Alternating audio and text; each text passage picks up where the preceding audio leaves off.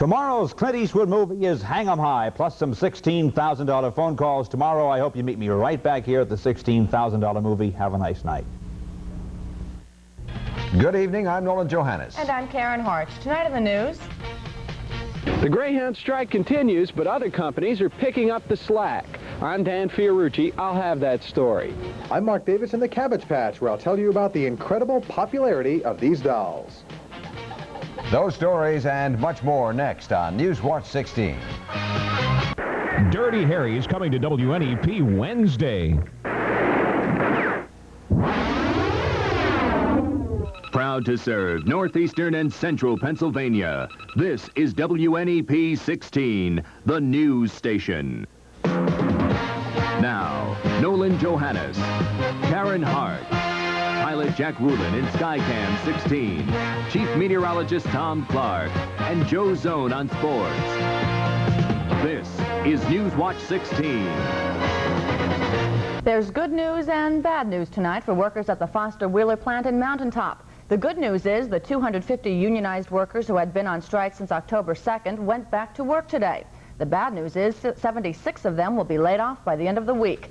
The Luzerne County plant, which makes steam generating units for power plants, says business is slow. But Foster Wheeler hopes the layoffs will only be temporary. In another labor problem, a company-imposed deadline for striking Greyhound drivers has passed, with most union people sticking to their walkout. Greyhound hopes to resume services in the New York, Philadelphia, Washington corridor this Thursday. But as Newswatch 16's Dan Fiorucci reports, it won't get any help from drivers in northeast Pennsylvania. Well, it looks like we're going to be out for a while. Joe George has been a driver with Greyhound for 29 years. But today, despite threats of dismissal, he refused to leave his spot on the picket line. The company won't give in. We're supposed to be let go by noon today if we don't return to work. And apparently nobody's going back. Joe Zadrewski, a 15-year driver, is doing likewise. As much as I like the job, I'm not going to cross the line. It's exactly 12 noon right now, and technically these workers have been replaced. But according to union officials, not a single one of the 60 striking workers in the Scranton-Wilkes-Barre area has returned to work. Where the union busting part comes in is between now and Thursday. They are definitely going to run the scabs through the line, at least make the attempt. Somerville, Boundbrook, North Plainfield, North, class 4 warning. But the stalemate for Greyhound is turning into a small bonanza for some competitors. We're seeing about a 10% increase in passengers due to the Greyhound situation. I would probably normally have taken Greyhound because it's more convenient for me to go to Dover, New Jersey, but March is okay. Companies like Trailways say they're more than happy to pick up the stranded passengers that the Greyhound strike has left. And they say they've been able to call up enough spare buses and drivers so that there should be no trouble accommodating passengers for the Thanksgiving holidays. Dan Fiorucci, Newswatch 16, Wilkes-Barre. Although the Greyhound strike has fouled up travel plans for some people here in northeastern and central Pennsylvania, it means a big boost in business for another bus line in State College. Newswatch 16's Craig Stevens says students there are finding other ways of getting around. Buses are rolling in, and so is the cash at the Fullington Trailways Bus Company here in State College. As a matter of fact, there are more people riding Trailways buses than ever before. The reason, striking Greyhound bus drivers have made this a one-bus line town. Students at Penn State need a way home on weekends, and Fullington Terminal Manager Steve Kondo says his ridership is up 300%. Professionally, I love it because of the extra business that we're doing. It's depending on which way you look at it. Some ways there's a lot of people without any work, but for us here, it's a lot of income. Business was so bleak over the weekend that Fullington Trailways had to add 16 buses like that one to get the increased number of students to and from Penn State. So you can make it. But not everyone who buys a ticket ends up happy. Since Greyhound is on strike, I had to go in downtown Pittsburgh to catch the bus today, and I get lost, as usual. My luggage got left in Pittsburgh or somewhere with everything I own, just about, and most of it, I don't know where it is. So as long as Greyhound riders remain on strike, it's a boon not only for Fullington Trailways, but also for the people of State College, because starting this weekend, Fullington's going to start offering special fares for people who want to leave here and get home. Craig Stevens, Newswatch 16, State College. And our meteorologist, Tom Clark, coming up next with the forecast. Pretty chilly out there today, Tom. It's cold, Karen, but dry at the moment. But guess what? Another storm is heading for Pennsylvania. Oh, yeah? And when I get out there, I'm going to answer the question, will it leave the ground wet or white? Stay tuned.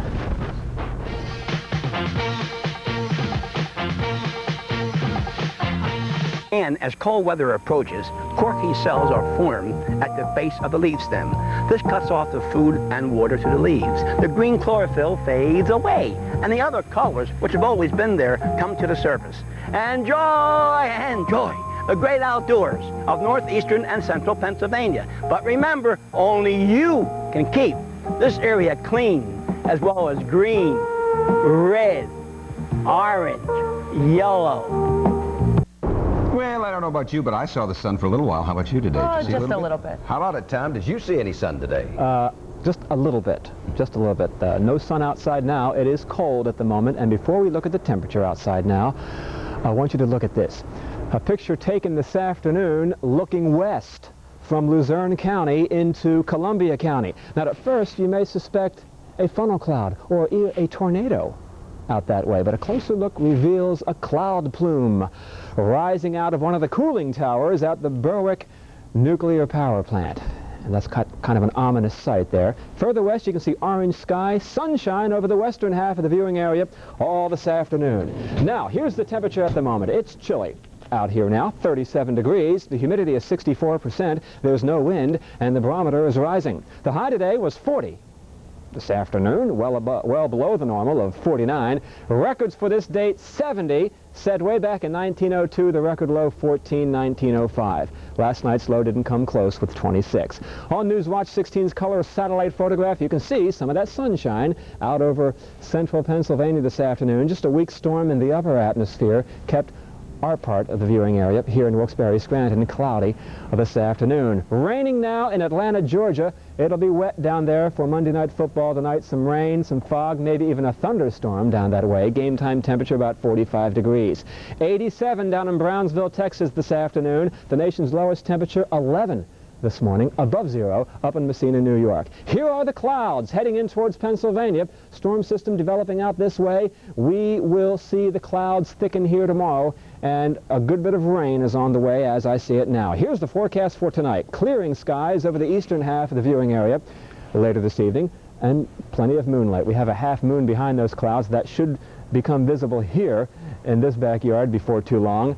Moon out now over the western portions of the viewing area. 28 the low in Towanda, 29 tonight's forecasted low in Taylor, 27 Mountaintop, 30 in Pottsville, 27 in Muncie, the low tonight. Now tomorrow, rain developing between about 11 a.m. and 2 p.m. Wind will strengthen from the southeast late in the day, and fog will develop over the elevations. The rain may begin as a little bit of wet snow, but no big deal, nothing more than a little slush will accumulate, if that. 42 Montrose, temperatures tomorrow mostly in the 40s to upper 40s late in the day. Falling barometric pressures tomorrow and very high humidity. Give us a very low index on your resistance to aches and pains, so take it easy tomorrow. Here we go. From the top, fair tonight, 29 degrees, a little bit of wet snow possible, and then the rain comes in. Pretty heavy tomorrow night, probably over an inch of rain by Wednesday morning. Some fog, 46 the high late tomorrow. Wednesday, some sprinkles, a lot of wind, some snow flurries, only about 40. Also on Thursday, rather cloudy and cold. Some sunshine returns on Friday. A dry start, but you'll need one of these heading home from work or school tomorrow. And for the next couple of days. It looks bad. Okay, thank you, Tom. And Joe Zone is next with the sports. He has an announcement of a major event coming on Channel 16. Plus, Joe will have a look at the upcoming bear season.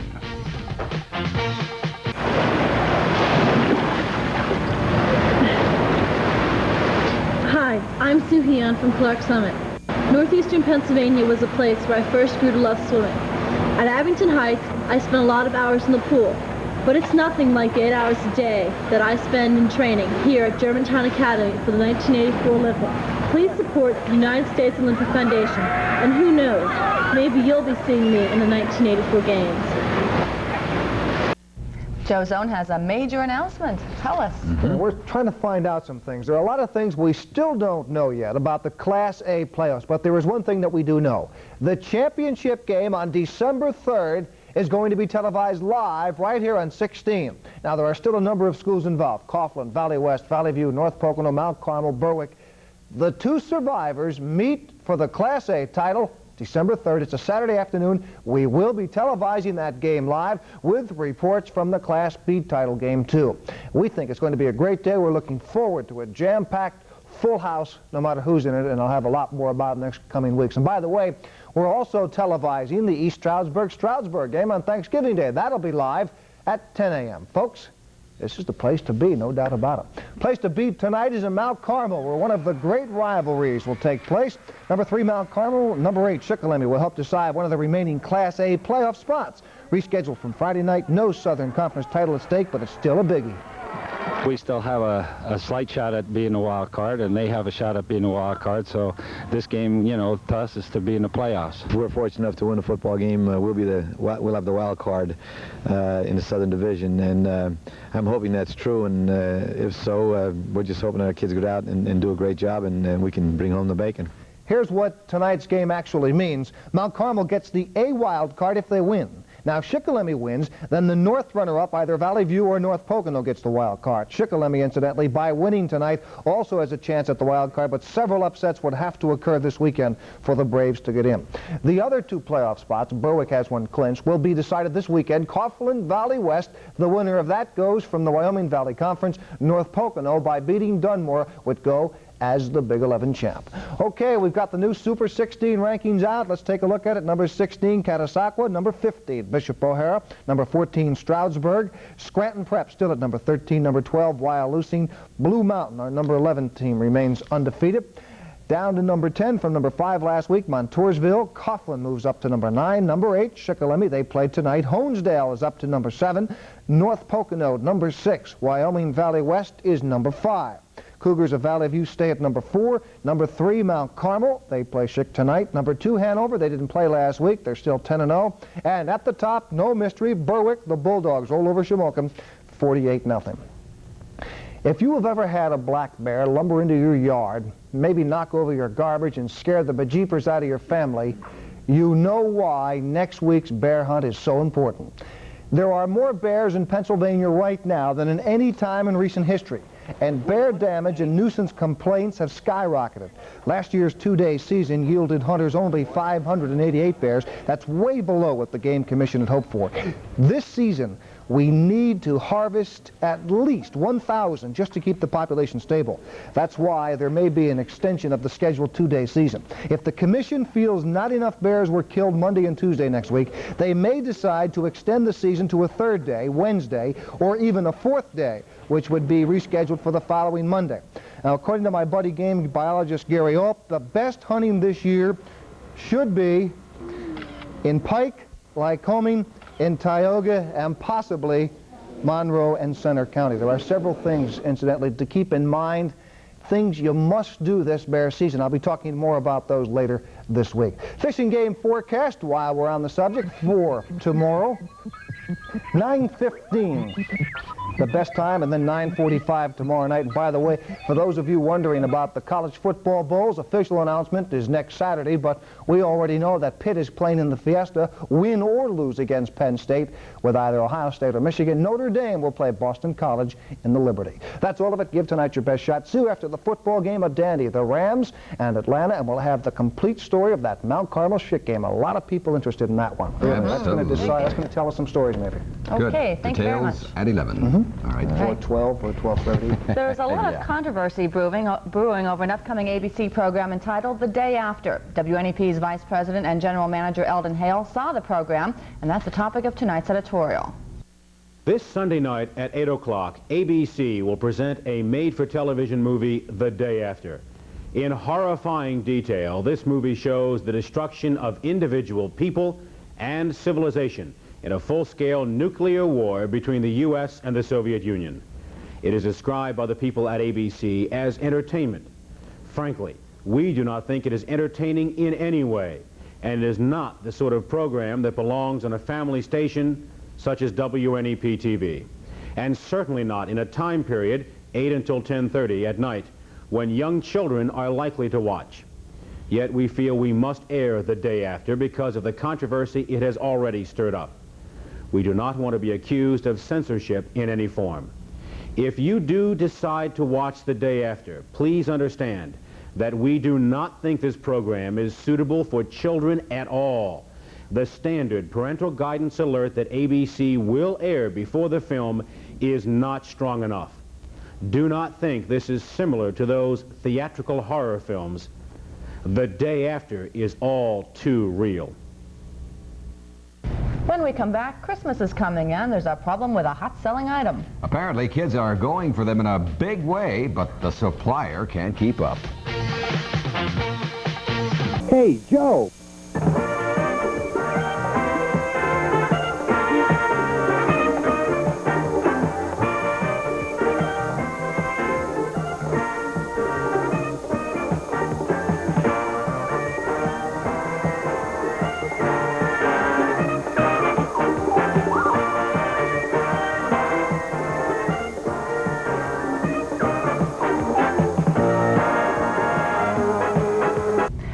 Tonight, they're calling it a phenomenon, the outrageous demand for Cabbage Patch dolls. The cuddly cuties are probably on every little girl's Christmas list, but as Newswatch 16's Mark Davis reports, Santa's little elves may not be able to fill all those orders.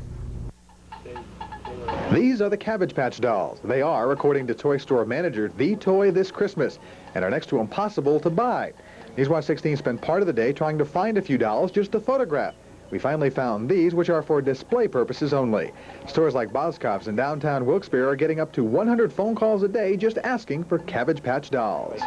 Okay, the only thing we suggest is just keep calling back and trying every so often, okay? Toy department manager Henry Zilkowski says the demand is far exceeding the supply. They last minutes on the shelf. There's no shelf life to them at all. They jump right off the shelf. People are tickled to death when they get them, and they don't even care about the price. They'll just take them. As long as they can get them, they'll take them, no matter what the price is. Mary Lago of Wilkes-Barre is one of the many frustrated shoppers unable to find the dolls after searching several stores. They're out of them. And how many stores have you tried? 3 stores at the mall. And I came here today. What do you think the attraction is? The kids just, they're homemade. They're handmade. Yeah, That's it. That's what they say. After talking with a number of toy department managers and finding out that there's only going to be a few more of these Cabbage Patch dolls actually shipped into our area between now and Christmas, chances are that the closest thing any of us are going to see to the actual doll is if we take one and cut it out of one of the newspaper ads. Mark Davis, Newswatch 16, Wilkes-Barre. And the Cabbage Patch dolls that Mark Davis finally found are copies of the original Cabbage Patch dolls, which cost a lot more, and they're not easy to come by either. But we did manage to track some down in Monroe County. We'll show you the original Cabbage Patch dolls tonight on Newswatch 16 Update. Can't wait. That's right. Newswatch 16, that is it, and that's for Monday. ABC News is next. Thanks for being with us. Enjoy your evening.